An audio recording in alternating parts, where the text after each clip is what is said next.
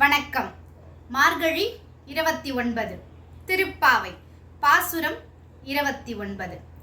சிற்றஞ்சிறு காளே வந்துன்னை சேவித்து பொற்றா மறையடியே போற்றும் பொருள் கேளாய்.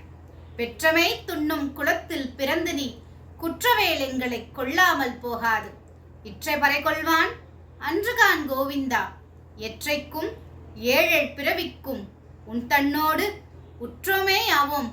உனக்கே நாம் ஆற்றைவோம் மற்றைனங்காமங்கள் மாற்றேலோர் எம்பாவாய். விளக்கம்.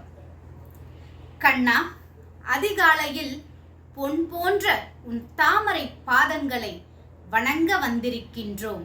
அதற்கான காரணத்தை கேள்.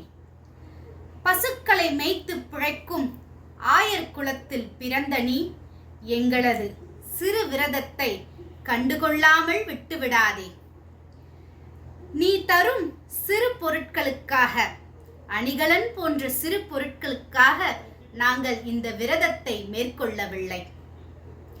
நீ என்றும் ஏழேழு பிறவிகளிலும் எங்கள் குலத்தில் பிறக்க வேண்டும். எங்களை உன் உறவினர்களாக ஏற்க வேண்டும். எப்பொழுதும் நாங்கள் உனக்கு பணிவடை செய்யும் பாக்கியத்தை எங்களுக்கு கொடுத்தருள வேண்டும். அதுக்காகவே நாங்கள் இந்த விரதத்தை மேற்கொள்கின்றோம்.